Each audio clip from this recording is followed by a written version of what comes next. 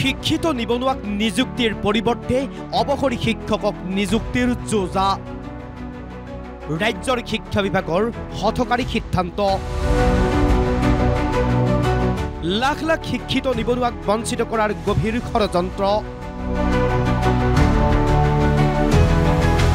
প্ৰতিটো বিষয়ৰ বিপৰীতে দুজনকৈ অৱসৰী শিক্ষক নিযুক্তি জোৰজাৰে 4খন মডেল মহাবিদ্যালয়লৈ যুটীয়া সঞ্চালকৰ পত্ৰ প্ৰেৰণ কৰাৰ পিছতেই ৰাজ্যজুৰি তীব্ৰ প্ৰতিক্ৰিয়া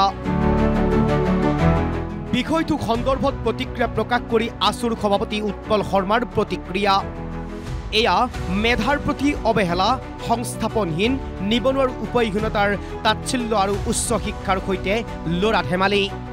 চৰকাৰী আদৰ্শ মহাবিদ্যালয়সমূহত অৱসৰপ্ৰাপ্ত শিক্ষক নিয়োগ কৰি পাঠদান কৰিব বিচৰা সিদ্ধান্তটো হঠকাৰী সিদ্ধান্ত ছাত্ৰ সন্থাই ইয়াৰ বিৰোধিতা কৰিছো অসমত হাজাৰ হাজাৰ উচ্চ শিক্ষিত নিবনুৱা যুৱক যুৱতী থকাৰ পিছতো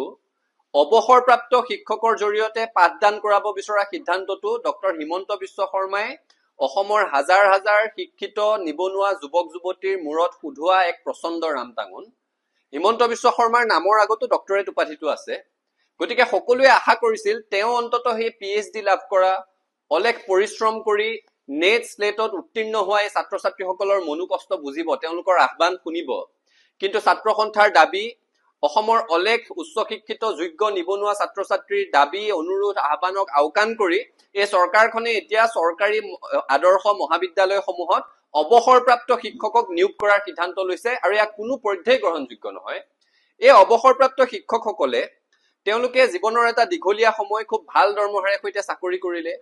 সেৱা আগবঢ়াই যেতিয়া অৱসৰ গ্ৰহণ কৰিলে তাৰ পিছত পেঞ্চন লাভ কৰি এক অৰ্থনৈতিক নিৰাপত্তাৰ মাজত জীৱন কটাই আছে তেনে প্ৰেক্ষাপটত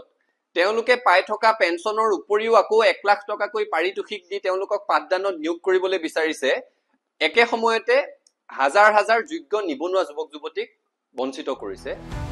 শিক্ষা বিভাগৰ এই সিদ্ধান্তৰ বিৰুদ্ধে প্ৰতিক্ৰিয়া চলি থকাৰ মাজতেই সোমবাৰে শিক্ষামন্ত্ৰী ডাক্তৰ ৰণোজ পেগুৱে মন্তব্য কৰিলে নতুনৰ বাবে পথ ৰুদ্ধ কৰা নাই কলেজসমূহক নতুন গতি দিয়াত নতুন শিক্ষকসকল সফল হোৱা নাই নতুন শিক্ষকসকলৰ শিক্ষকতাৰ অভিজ্ঞতা শূন্য অভিজ্ঞতা নথকাৰ বাবে কলেজসমূহ আগুৱাই নিয়াত সমস্যা হৈছে যাৰ বাবে অৱসৰপ্ৰাপ্ত শিক্ষকসকলক নিযুক্তি দিয়াৰ সিদ্ধান্ত লোৱা হৈছে নতুন মহাবিদ্যালয়বিলাকত কি সমস্যা হৈছে সেইখিনি আমি গৱেষণাও কৰিছোঁ নতুন মহাবিদ্যালয় কিখনৰ সৰহসংখ্যকে যেনেধৰণে পিকআপ ল'ব লাগে তেওঁলোকে পাৰা নাই আৰু তাৰ কাৰণ বিশ্লেষণ কৰোঁতে দেখা গৈছে যে তাত আমি সম্পূৰ্ণৰূপে নতুন ফেকাল্টি ইউনিভাৰ্চিটিৰ পৰা পাছ কৰি অহা প্ৰাৰ্থীক আমি যেতিয়া মহাবিদ্যালয় এখন পৰিচালনা কৰাৰ দায়িত্ব দিছোঁ তাত তেওঁলোকে সফলতা প্ৰদৰ্শন কৰিব পৰা নাই অনভিজ্ঞতাৰ কাৰণে অন্য কোনো কাৰণ নাই লেক অফ এক্সপিৰিয়েঞ্চ এতেকে এটা সিদ্ধান্ত গ্ৰহণ কৰা হৈছে যে নতুন মহাবিদ্যালয় যিখিনি আমাৰ আদৰ্শ মহাবিদ্যালয় নতুন মহাবিদ্যালয়খনত কিখনত অভিজ্ঞ শিক্ষক আৰু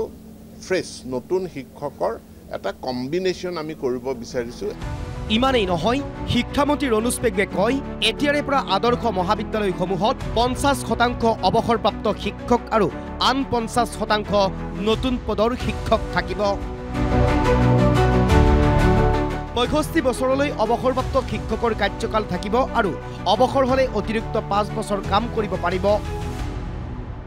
কাৰিকৰী শিক্ষা প্ৰতিষ্ঠানসমূহতো একে নীতি থাকিব বুলি মন্তব্য শিক্ষামন্ত্ৰী ডাক্তৰ ৰণোজ পেগুৰ 50% ফেকাল্টি অৱসৰপ্ৰাপ্ত শিক্ষকৰ পৰা লোৱা যাব আৰু 50% ফ্ৰেছ নতুন মানে কেণ্ডিডেট লোৱা যাব আৰু এই অৱসৰপ্ৰাপ্ত শিক্ষকসকল বেছি দিন নাথাকে কাৰণ তেওঁলোকৰ মেক্সিমাম সাৰ্ভিস 65 বছৰলৈকে হ'ব 60 বছৰ ৰিটায়াৰ হয় এবছৰ পাছত বা 2 বছৰ পাছত যদি তেওঁলোকে মহাবিদ্যালয় এখনত তেওঁলোকে যোগদান কৰে তেওঁলোকে 3 বছৰ বা 4 বছৰ কিন্তু সেই 3-4 বছৰটো ক্ৰুচিয়েল কাৰণ সেইখন এখন মহাবিদ্যালয়ৰ কাৰণে আৰম্ভণি ষ্টেজ হেয়াৰ আৰম্ভণিত তেখেতৰ 25 বছৰীয়া শিক্ষকতাৰ অভিজ্ঞতা এটা ডিপাৰ্টমেণ্ট পৰিচালনা কৰাৰ অভিজ্ঞতা কলেজসমূহত IQAC-কে ধৰি বিভিন্ন ধৰণৰ কোষসমূহ পৰিচালনা কৰাৰ অভিজ্ঞতা এটা প্ৰশ্ন হয় নেট আৰু স্লেট উত্তীৰ্ণ হৈ পিএইচডি ডিগ্ৰী লাভ কৰা উচ্চ শিক্ষিত নিবনুৱা যুৱক যুৱতীৰ হতাশা উপায়হীনতাক উপলব্ধি কৰিবলৈ যেন কোনোৱেই নাই অসমৰ অলেখ উচ্চ শিক্ষিত যোগ্য ছাত্ৰ ছাত্ৰীৰ আহ্বান অনুৰোধ নেওচা দি ভাল দৰমহাৰে অৱসৰ লৈ পেঞ্চন লাভ কৰি থকা শিক্ষকক মাহে 1 লাখ টকাকৈ পাৰিতোষিক দি পাঠদান কৰাব বিচৰাটো এতিয়া মানি ল'ব খোজা নাই কোনো উচ্চ শিক্ষিত নিবনুৱাই। মালিগাঁৱৰ পৰা বিশ্বজিৎ সূত্ৰধাৰৰ সহযোগত ভিডিঅ' জাৰ্নেলিষ্ট যদুমণি ভৰালীৰ সৈতে ৰাজু কলিতাৰ প্ৰতিবেদন প্ৰথম খবৰ।